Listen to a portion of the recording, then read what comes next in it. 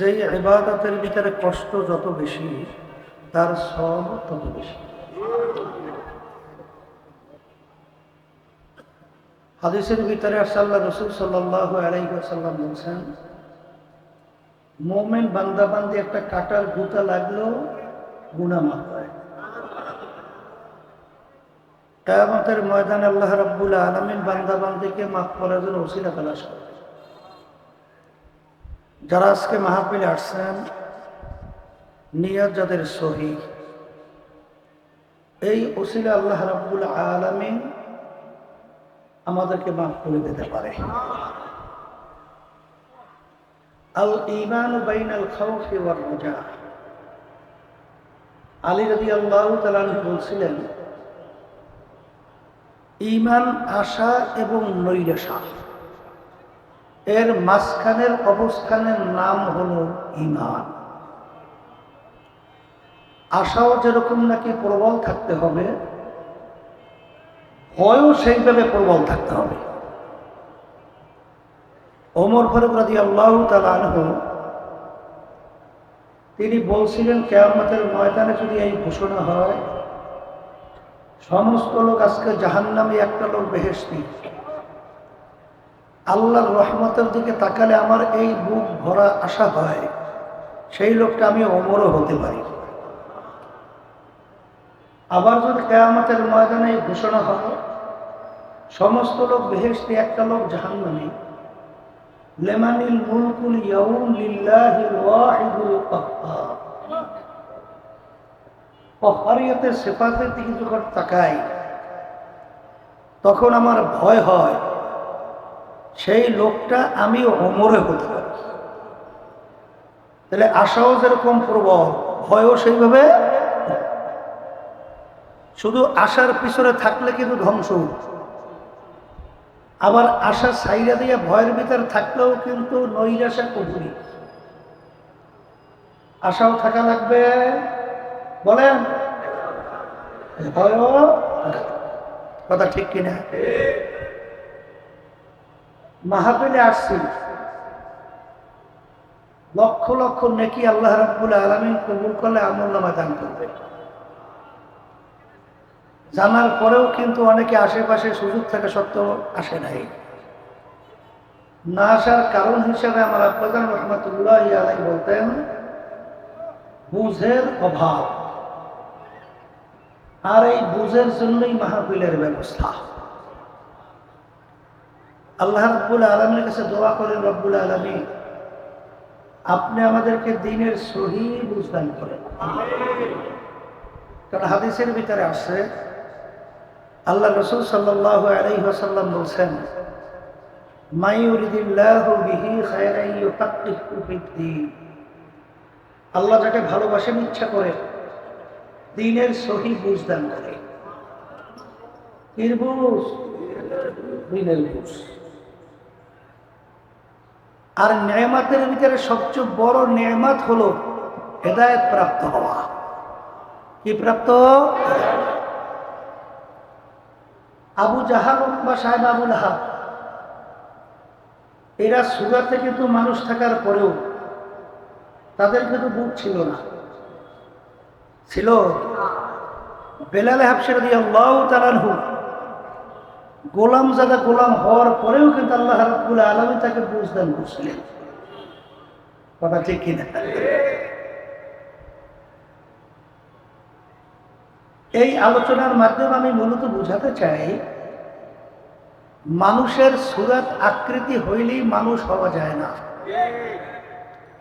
যদি মানুষের সুরাত আকৃতি হইলেই মানুষ হওয়া যেত, কবি এক কথায় বোঝাতে যাইয়ে বলছিলেন, গর্বা সুরা আদমে ইনসাবতে আহমাদু মুতজাহিলে হাম ইকসাবতে। আবু জাহাল এবং আল্লাহ রাসূল সাল্লাল্লাহু আলাইহি ওয়াসাল্লামকে দেখতে চোখের দিক থেকে, হাত পায়ের দিক থেকে, অঙ্গ প্রত্যঙ্গে কোনো পার্থক্য ছিল? আল্লাহ হাবিব সাল্লাল্লাহু আলাইহি ওয়াসাল্লাম চক্ষু মোবারক ছিল কয়টা? আবু জাহালের চক্ষু হাতের দিক থেকে সামান্য ভিন্ন, পায়ের দিক থেকে অন্য অন্য অঙ্গ প্রত্যঙ্গ। কিন্তু আল্লাহ রসুলের নাম শুনে দুরূদ শরীফ পড়া ওয়াজিব হয়। আর আবু জাহালুর নাম শুনলে লানাতুল্লাহি আলাইহি আমাদের মুখ থেকে বের হয়।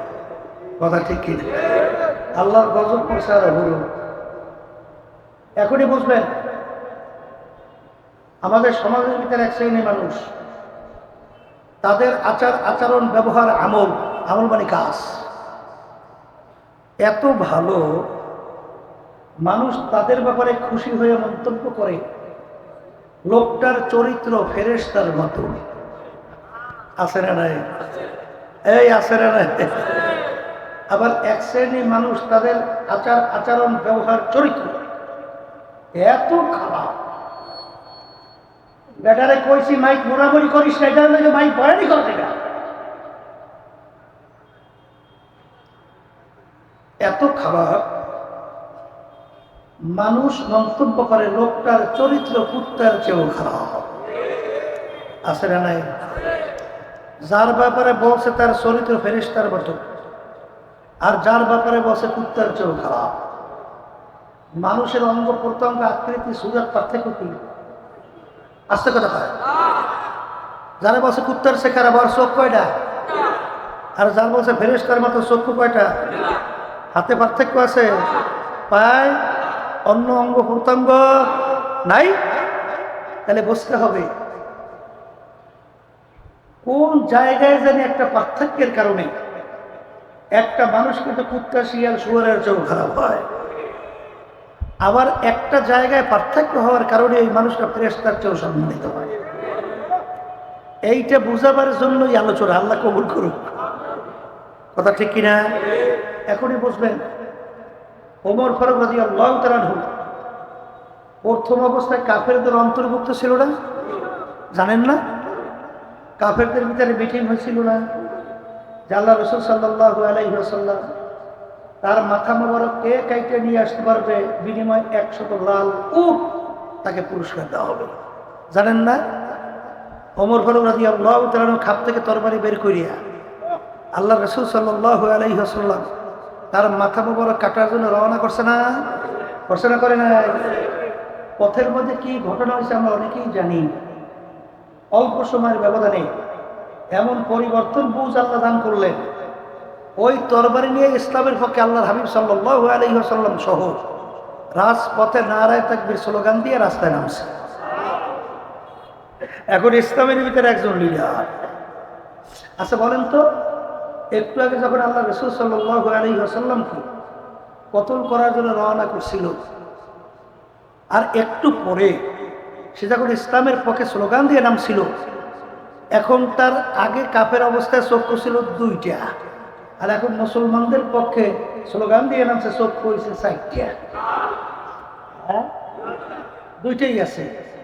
হাত 2টা ছিল, আর এখন মুসলমানদের পক্ষে স্লোগান দিয়ে নামছে হাত 4টা, 2টাই। অঙ্গ প্রত্যঙ্গ চেহারায় পার্থক্য কি? সবই এক। তাহলে বোঝা গেল একটা জায়গায় পার্থক্য হয়েছে। বলেন বলেন একটা জায়গায়। এই পার্থক্যের কারণেই 5ই আগস্ট, জুলাই এই ক্ষমতার মোহে হাজার হাজার মায়ের কোল সন্তান হারা করছে, পাখির মতো গুলি করে মানুষকে মারছে। কথা ঠিক? আমাদের গরিব দুঃখী মেহনতি আমার বাজানরা কষ্ট করে সম্পদ টাকা উপার্জন করে মাথার ঘাম পায়, চেহারা ঘুরে কালো হয়, ক্ষমতার মসনদে বসে এই টাকা বিদেশে পাচার কইরা এই দেশকে এক কথায় দেউলিয়া বানাবার প্রক্রিয়া চলে গেছে। কথা ঠিক না? এই কাজটা করছে কি কারণে? ওই একটা জায়গা খারাপ হওয়ার কারণে। বলেন বলেন বলেন, ওই একটা জায়গা খারাপ। কথা ঠিক? ঠিক আমার বাচ্চাদেরকে বলবো।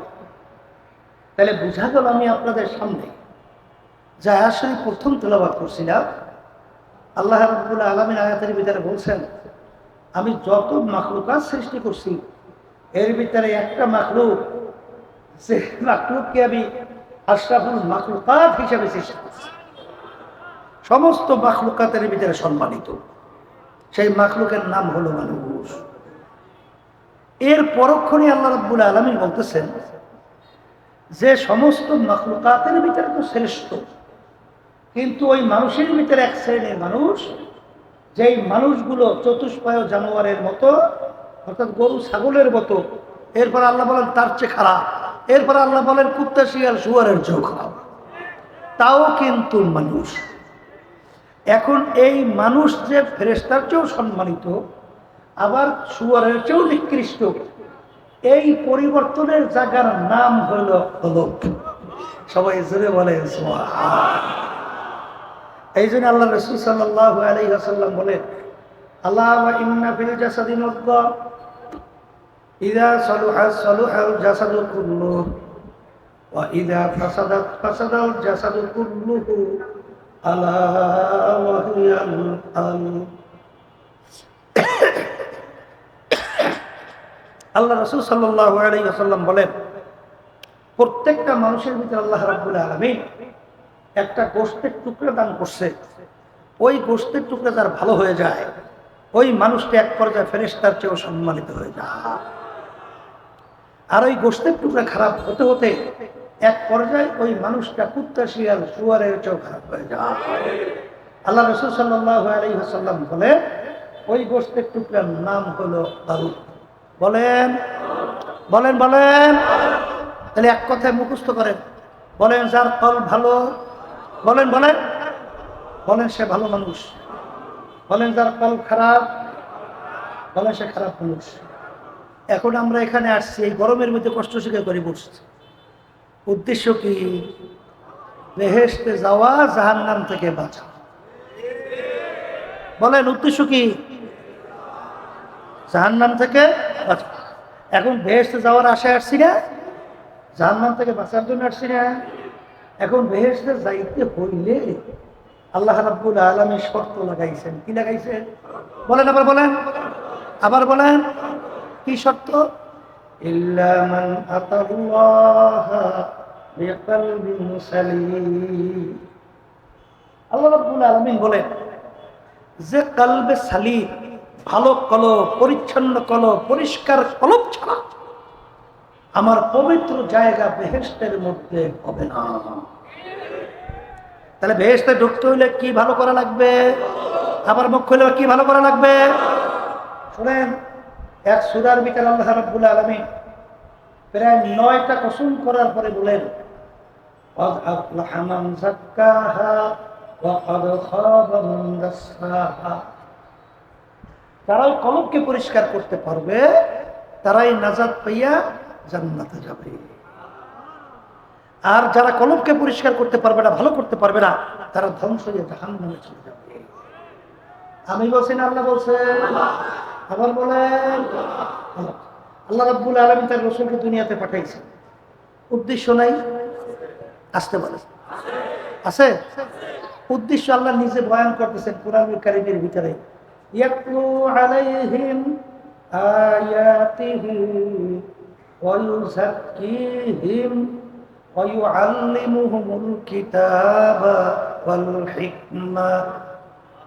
আল্লাহ রাব্বুল আলামিন বলতেছেন, আমার রাসূলকে যে আমি দুনিয়াতে পাঠাইছি, পাঠানোর কারণের ভিতরে একটা কারণ হলো আমার রাসূল তার উম্মতদের আত্মশুদ্ধি করাইবেন, অর্থাৎ কলবকে পরিষ্কার করাইবেন। কথা ঠিক না বেঠি? এখন আমার ভাইদেরকে বলবো, পর্দা আলে মা বোনদেরকে বলবো, শুনেন, শরীর নিয়ে তো চিন্তায় সবসময় আসছে, ঠিক না? আসতে পারে শরীরে সোনো পাউডার সাবান লাগাই সুন্দর করার জন্য ব্যস্ত না। আবার শরীর অসুস্থ হইলে এই ঘর বাড়ি বিক্রি করে বিদেশে চিকিৎসার জন্য যাই না। কেন যায়? শরীরের চিকিৎসার জন্য যাই না। কিন্তু বাজার যত চিকিৎসা করেন, যত অর্থ ব্যয় করেন, তারপরে একদিন না একদিন মরণ লাগবে। আর একটু আসতে বলে, কিন্তু বাজার এই শরীর একদিন মাটির সঙ্গে পরিষ্কার করলে শেষ না, আসতে পারে। কিন্তু খোদা নাকাস্তা যদি আপনি ওই কলবের ব্যাপারে চিন্তা না করেন, পরিষ্কার না করেন, তাহলে ওই কলব পরিষ্কার করার জন্য হসপিটাল কিন্তু আল্লাহ বানাইয়ে রাখছে। ওই হসপিটালের নাম হলো জাহান্নাম। সবাই বলি নাউযুবিল্লাহ। কথা ঠিক কিনা? তাহলে আমার বাজানদেরকে বলবো, পর্দা আলে মা আমাদেরকে বলবো, কলব পরিষ্কার করা লাগে? আর একটু আসতে বলেন, লাগে লাগে। এখন বলতে পারেন হুজুর কলব পরিষ্কার কেমনে করবো? জামা পরিষ্কার হইলে তো হুজুর সাবান বলে পরিষ্কার হয়, ঠিক না? রোডের ভিতরে জং পড়লে হুজুর রেত মারলে পরিষ্কার হয়। হুজুর কলব পরিষ্কার করার পদ্ধতি কি? কি কথা ঠিক কিনা? আর হুজুর কলব অপরিষ্কার হয়ও বা কিসে? কলবের উল্লেখযোগ্য 10টা রোগ আছে। কয় রোগ? এই রোগ যখন কলব থেকে দূর হবে তখনই কলব পরিষ্কার। এর ভিতরে একটা বড় রোগের নাম হলো তাকাব্বুরি। একটা রোগের নাম কি? তাকাব্বুরি কাকে বলে?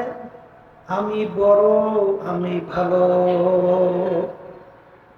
আমি পীরের দিক থেকে বড়, আমি মুক্তির দিক থেকে বড়, আমি মুহাদ্দিসের দিক থেকে বড়, আমি শিক্ষার দিক থেকে বড়, বংশের দিক থেকে বড়, আমি সম্পদ টাকা পয়সার দিক থেকে বড়, আমি অমুক প্রমুখ সমুখ জ্ঞানের দিক থেকে বড়।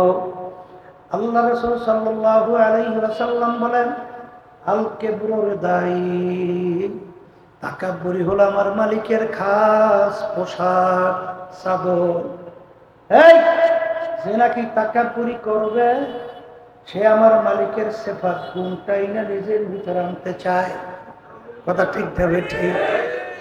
এই জন্য আমি বড় এইটা যদি অন্তর থেকে দূর হয় তখন সে আর একটা লোককে হেয় প্রতিপন্ন করা, জুলুম করা, বিভিন্ন অত্যাচার করা পারবে। আবার জোরে কথা।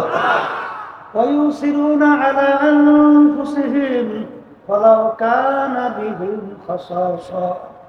মুসলমানদের চরিত্র হলো, আল্লাহ রাব্বুল আলামিন কুরআনুল কারীমের ভিতরে বয়ান করেন যে তার নিজের স্বার্থের চেয়ে তার অন্য ভাইয়ের স্বার্থের অগ্রাধিকার দেয়।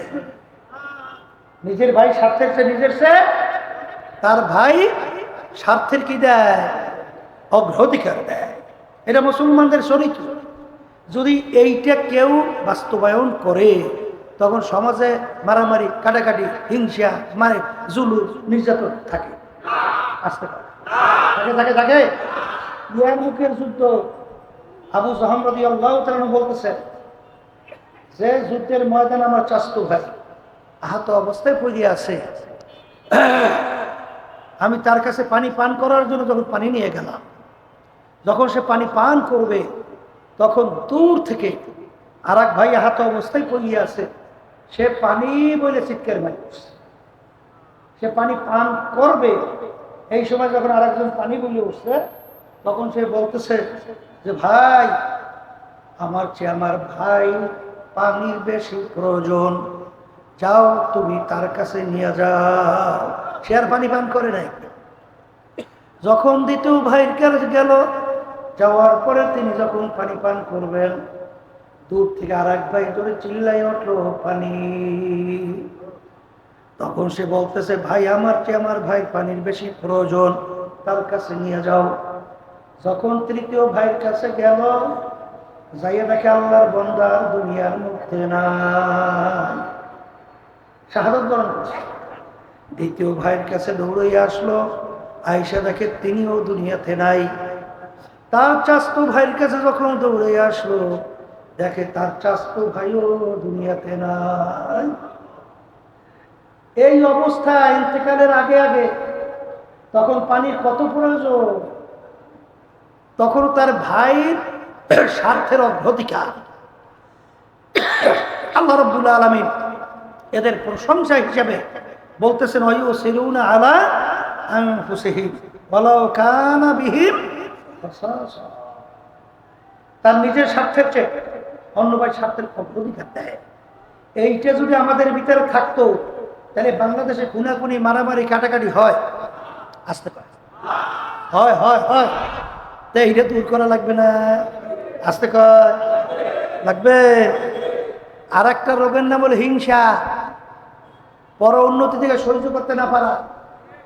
একদল ক্ষমতায় গেলে আর এক দলের মারলে হয় না, এইবার মারিয়ে আবার গাড়ি উল্টে লাভ হয়।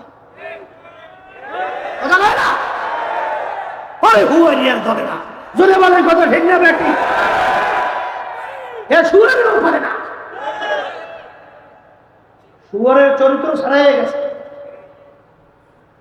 এই কলম নষ্ট হওয়ার কারণে। জোরে বলেন কথা ঠিক কিনা? এই হিংসা এইটা ভিতর থেকে দূর করা লাগবে। জোরে বলেন কথা ঠিক কিনা? এটা কলমের একটা রোগ। একদল বাই গেছে চরমনের বিরুদ্ধে, কি করবে পাইতো না, এরপরে বিরোধিতা করাই লাগবে। কি কথা ঠিক কিনা? এর কারণ কি? হিংসা সহ্য করতে পারে না। কিন্তু সহ্য করতে পারে না। যেই বাতি আমার মালিক জ্বালাবে ওই বাতি নিভাবার শক্তি কারো থাকবে না। আছে? পারবে? পারবে? পারবে? ওইটা নিভাইতে গেলে তোর সোস সোস পুইটা তুলবে, অন্য লাভ হয়। তাহলে হিংসা কি করা লাগবে? যখন দূর করা লাগবে। কি করা লাগবে? আর একটা রোগের নাম হইল হব্বে যা হব্বে মাল।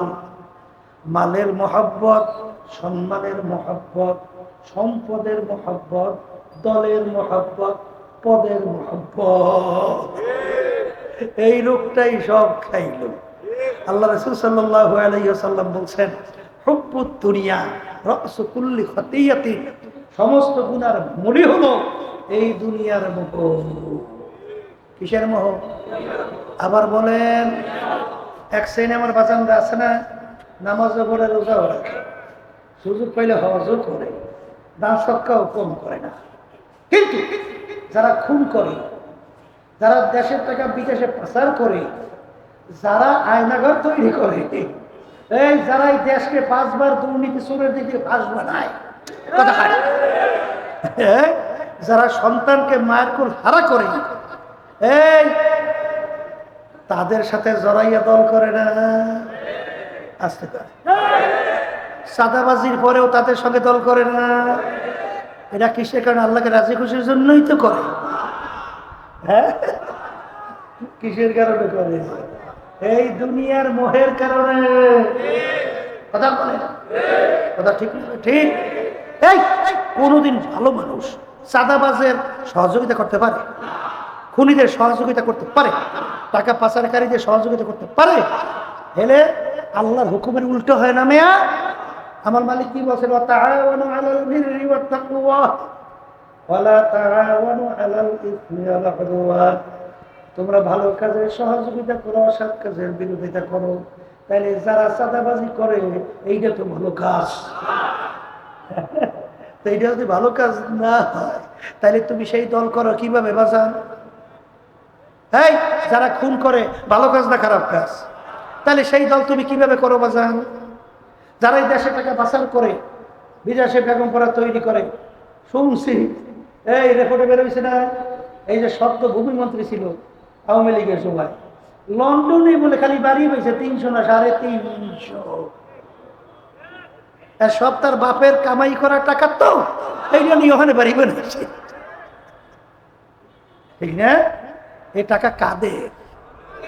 আমাদের বাংলাদেশের জনগণের টাকা। কি ঠিক না ভাই? ঠিক।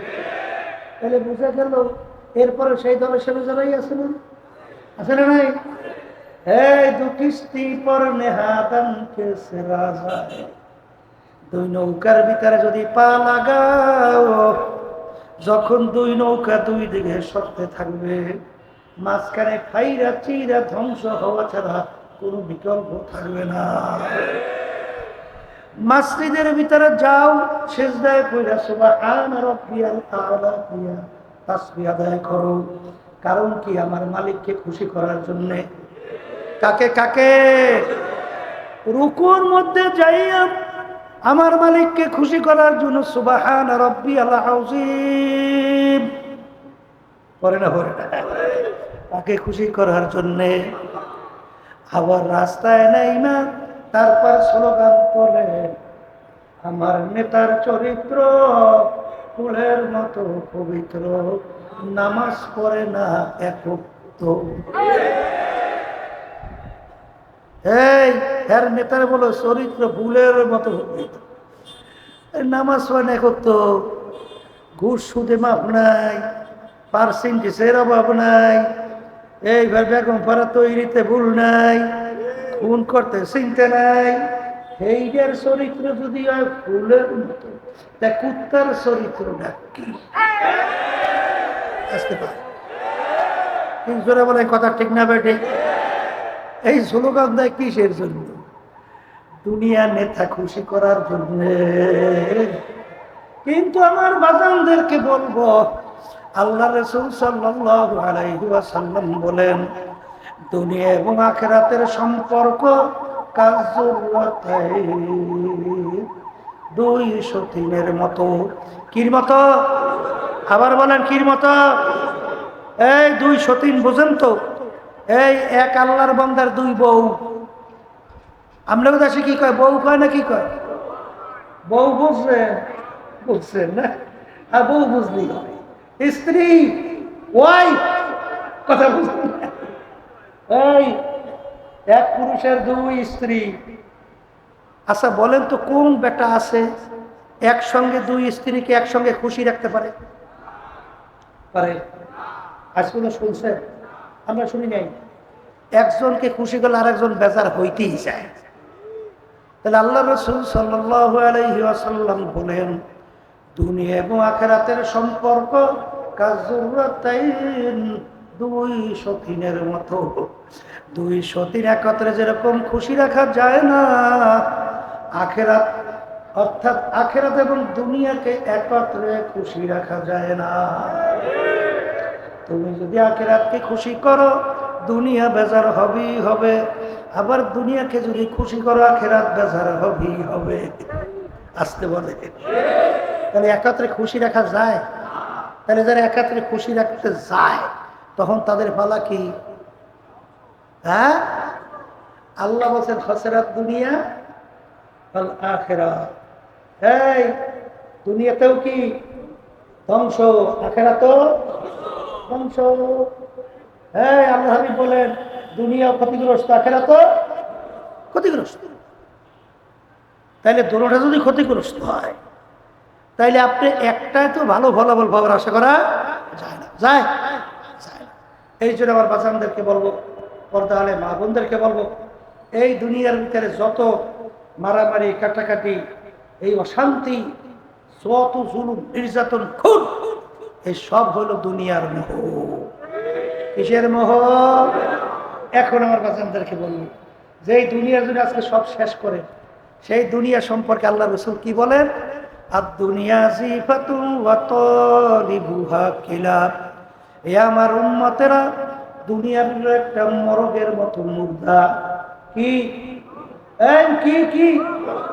পানির ভিতর থেকে মরগ ভাসে, ওর পিছনে কিন্তু কোনো মানুষের দল দৌড়ায় না, ওর পিছনে দৌড়ায় কুকুরের দল। কখন মরগ পানির কিনারায় আসবে, নদীর কিনারায় আসবে, আর সেইরা পাইরা খাবে, এই জন্য পিছনে পিছনে দৌড়াইতে থাকে। আল্লাহ রাসূল সাল্লাল্লাহু আলাইহি ওয়াসাল্লাম বলেন, যারা আখিরাতের জিন্দেগি ধ্বংস করবে, দুনিয়ার জিন্দেগির পিছনে যারা লাগবে, এরা হইল দুনিয়ার কুকুরের দল। কিসের দল? আবার বলেন, हकीकत से तो दुनिया बेखबर है, दुनिया की नुमाइश पर नजर है। এ বড় লোক আমার বাবারা, হে ধনী আমার বাবারা, হে ক্ষমতা সম্পূর্ণ আমার বাবারা, হে বংশ বড় আমার বাবারা, হে বড় শিক্ষিত আমার বাবারা, মাঝে মাঝে একটু চক্ষু বন্ধ করো, মাঝে মাঝে একটু মুরাকাবা চিন্তা করো। দুনিয়া সম্পর্কে চিন্তা করলে দেখবা সব ফাঁকি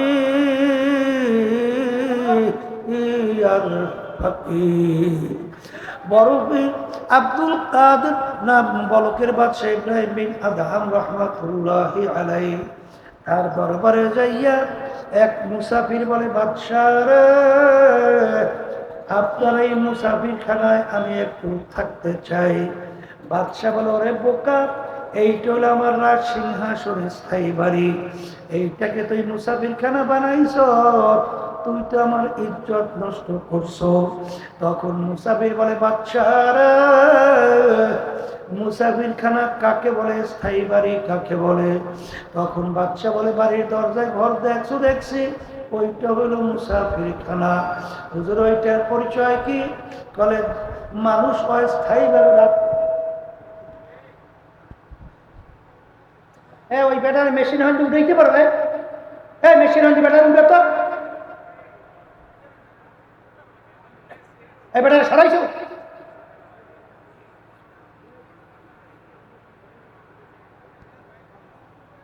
আল্লাহ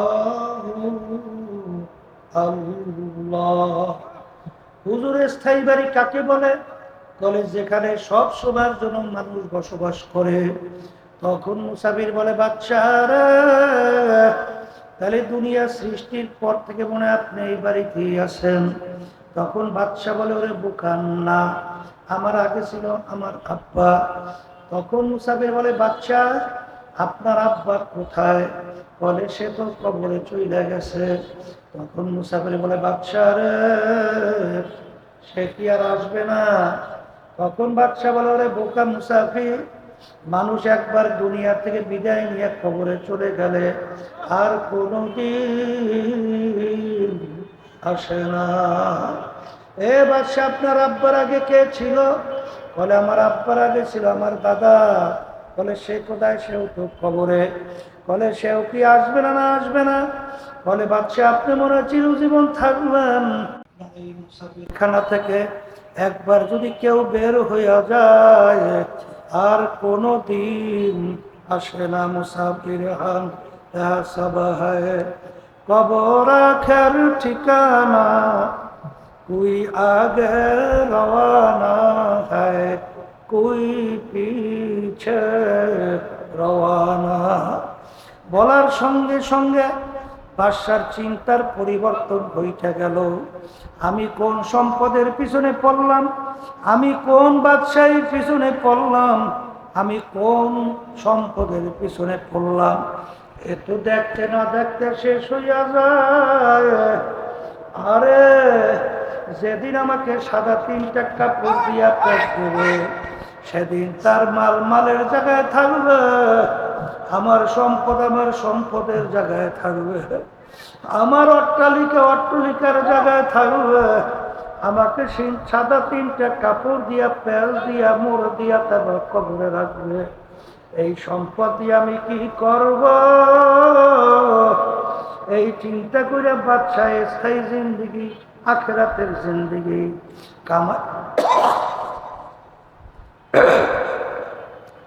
কামাই করার জন্য নাইমা গেল। এমন ভাবে কামাই করলো, কিয়ামত পর্যন্ত মানুষ তার নাম স্মরণ করতে থাকবে। দুনিয়াদার পাগল আমার বাবারা, বড় লোক আমার বাবারা, সম্মানিত আমার বাবারা, পর্দালে মা বোনেরা, মাঝে মাঝে চক্ষু বন্ধ করো, মুরাকাবা করো, তারপর দুনিয়া থেকে বিদায় নিয়ে কবরে রওনা করো। বাজান, দুনিয়ার জিন্দেগি কয়দিন? কোরআনুল কারীমের ভিতরে আল্লাহ রাব্বুল আলামিন তোমাকে আমাকে বুঝাবার জন্য, স্মরণ করাইয়া দেওয়ার জন্য আমার মালিক বলেন, কিয়ামতের ময়দানে একজন আর একজনকে জিজ্ঞাসা করবে, ভাই কামলা বিসনা, আমরা দুনিয়ার ভিতরে কতদিন ছিলাম? একজনে উত্তর দিবে, লাবিসনা ইয়াউমান আও বা'দা ইয়াউম। ভাই, আমার তো মনে হয় একদিন অথবা একদিনের কিছু অংশ আমরা দুনিয়ার মধ্যে ছিলাম, একদিন অথবা একদিনের কিছু অংশ। আর একজনে বলবেন, না না, আসআলিল আদিন। আর যারা হিসাব রাখছে তারাই বলতে পারবে। আমার তো মনে হয় ঘরের এক দরজার থেকে ঢুকলাম, অন্য দরওয়াজা থেকে বের হয়ে আসলাম, ঢুকলাম বের হইলাম, ঢুকলাম বের হইলাম। এই তো আমার কাছে মনে হয় দুনিয়ার জিন্দেগি। আর আখিরাতের জিন্দেগি শুরু হবে আর কোনদিন শেষ না। এই জন্য আমার বাজানদেরকে বলবো, পর্দারে মা বোনদেরকে বলবো, বাজার আমরা অনেকে মনে হয় একটা পশুর চেয়েও খারাপ হয়ে গেলাম। হাকিমুল উম্মাত আশরাফ আলী থানভী রহমাতুল্লাহি আলাইহি একদিন বয়ান করতে করতে বলে, ওরে দুনিয়ার মানুষ, আমি মনে হয় আশরাফ আলী একটা কুকুরের চেয়েও খারাপ হয়ে গেলাম। হুজুর, আপনি কুকুরের চেয়ে কিভাবে খারাপ হইলেন? তখন তিনি বলে, ওরে দুনিয়ার মানুষ, আমরা অনেকে বাড়িতে কুকুর পালি, আমরা ভালো জিনিসের কোনো ভাগ দেই না। আমরা গোশত খাই, হাড্ডি বাহিরে ফেলাই, মাছ খাইয়া কাটা বাহিরে ফেলাই। হাড্ডি কাটা খাইয়া কুকুর তার জীবনকে বাঁচায়। আমি রাত্রে ঘুমাইয়া থাকি, তুমি রাত্রে ঘুমাইয়া থাকো, নাকটাই না ঘুমাও, কুকুর কিন্তু ঘুমায় না। কুকুর সারা রাত্র মালিকের বাড়ি পাহারা দেয়, মালিকের যেন কোনো ক্ষতি না হয়। ভোরবেলা যখন দেখবা কুকুরের চক্ষু লাল হয়ে গেল, ওই সময় যদি মালিক কুকুরকে লাথি মারে, পিটান দেয়, উচিত ছিল কুকুর মালিককে কামড় দেওয়া, যে নেমো খারাম, তোর কোনো ভালো জিনিসের ভাগ আমি নেই নাই, তুই হাড্ডি কাটা বাহিরে ফেলাইলে, আমি খাই আমার জীবনকে বাঁচাইলাম। তুই সারা রাত্রি নাকটাই না ঘুমাইছ, আমি তোর বাড়ি পাহারা দিলাম, তোর জন্য কোনো ক্ষতি না হয়, তুই আমাকে মারো, তোকে আমি কামড়াইয়া রাখবো না। কুকুর কিন্তু তা করে না, ল্যাসটাকে পেটের নিচে ঢুকাইয়া, কান্দুরে একটু নিচের দিকে নামাইয়া, মাথার একটু কাজ করে চক্ষুটা দুটো বুঝু বুঝু তাকাইয়া মালিকের দিকে করুণ দৃষ্টিতে তাকায়, আর ঘেউ ঘেউ ঘেউ করে কান্দে।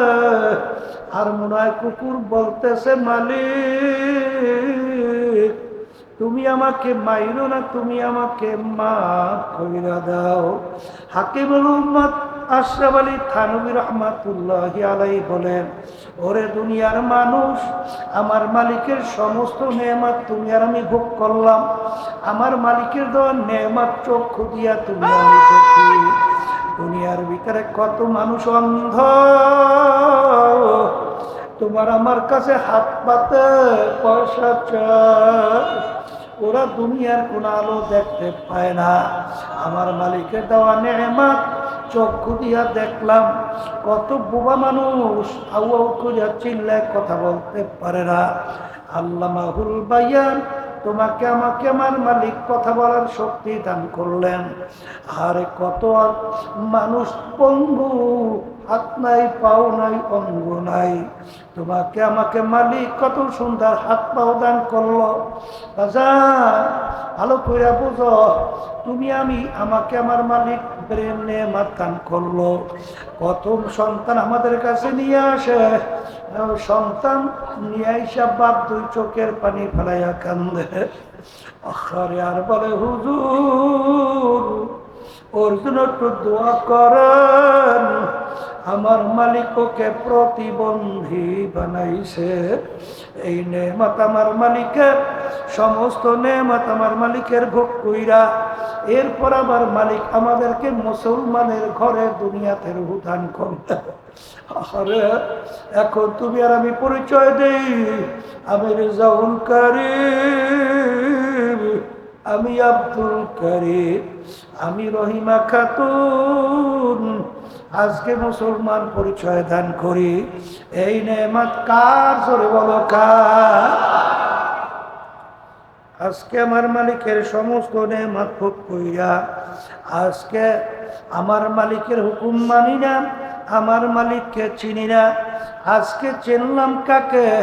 বাজার স্বার্থন্বেষী মহল, যাদের পাশে দৌড়াইলে, যাদের কাছে গেলে ইমান থাকে না, বরঞ্চ জাহান্নামের আগুনে ধাউ ধাউ কইরা জ্বলার পর্ব।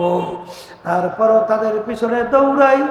আমার মালিক সৃষ্টিকর্তাকে তুমি আর আমি চিনলাম না। ওয়াইন তাউদ্দু নি'মাতাল্লাহি লা তুহসুহা, আরিনাল ইনসানা লিরাব্বিহি লাকানুদ। মানুষ বড় নেমো খারাপ। হাকিমুল উম্মাত আশরাফ আলী থানভী রাহমাতুল্লাহি আলাইহি বলেন, ওরে মানুষ,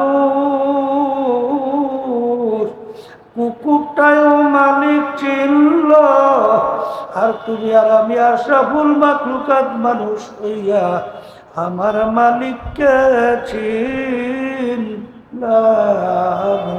না। এই জন্য আমার বাজানদেরকে বলবো, পরকালে মাহুনদেরকে বলবো, এ দুনিয়াদার পাগল, কার কোন সময় কখনটা আকাশে কারো জানা নাই।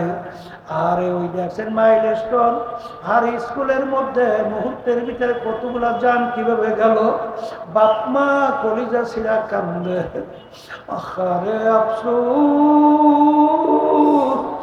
যত কান্দবে যত আফসোস করবে আর কোনোদিন ফেরত পাওয়া যাবে না। এই জন্য আমার বাজানদেরকে বলবো, পর্দালে মামুনদেরকে বলবো, ওয়ালাকাদ কাররামনা বানি আদম, আমাদেরকে মালিক বড় শক্ত আউসের বান্দা বানাইছে।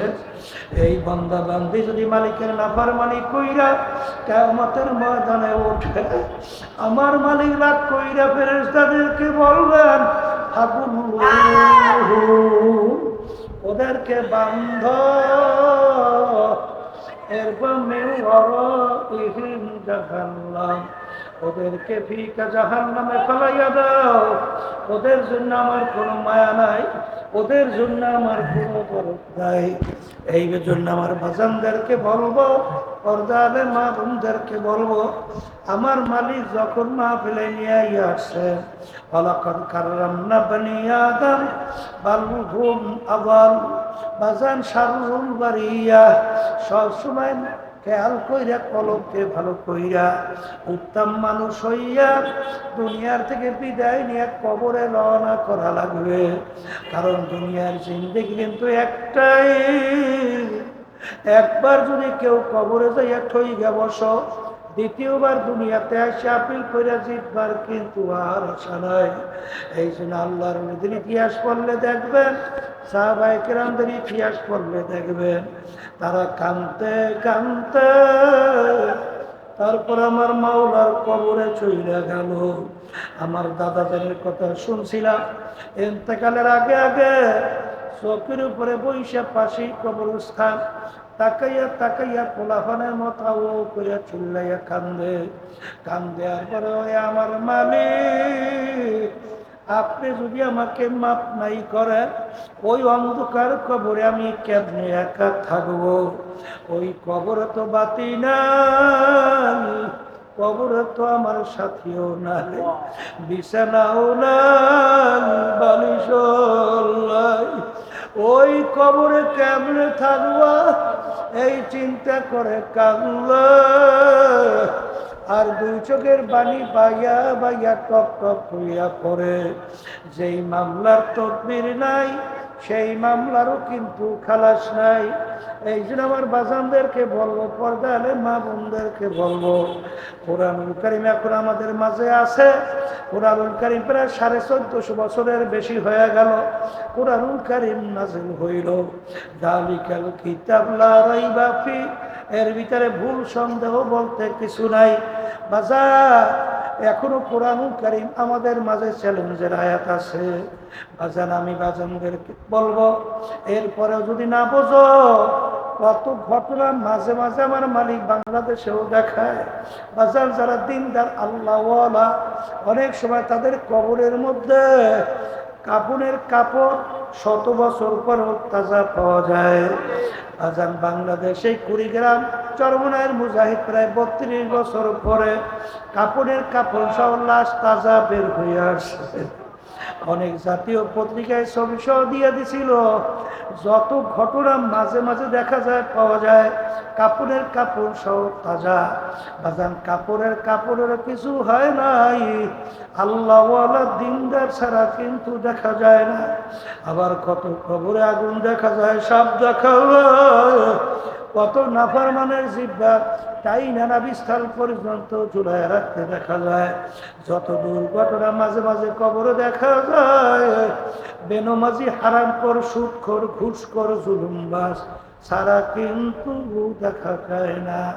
এই জন্য আমার বাচ্চাদেরকে বলবো, পর্দালে মা বোনদেরকে বলবো, ইয়াউমা নাদউ কুল্লা উনাসিন বিইমামিহিম, কিয়ামতের ময়দানে আমার মালিক প্রত্যেকটা মানুষকে তার দলের নেতা নেত্রীর সঙ্গে থাকবে। তাইকে আমার মালিক বলবেন, তোদের দলের নেতা নেত্রী যেদিকে যায় ওদের পিছনে পিছনে সেই দিকে চলিয়া যা। এক কথায় তোমার নেতা নেত্রী যেখানে জায়গা, আমার মালিক বলেন ওরও সেইখানে জায়গা। এই জন্য আমার ভাইদেরকে বলবো, পর্দার মা বোনদেরকে বলবো, আমার মালিক যখন মাহফিলে নিয়ে আসছেন, আমার মালিক বড় দয়ার মালিক, বড় মায়ার মালিক। আমার মালিকের কাছে দুই হাত ধইরা গুনার কথা মনে করে দুই চোখের পানি ছাইরা মাপ চাওয়ার মতো যদি চাইতে পারো, আমার মালিক শুধু মাফ করবেন তাই না, আমার মালিক তোমার আমার গুনাহকে নেকের দ্বারা পরিবর্তন কইরা দিবে।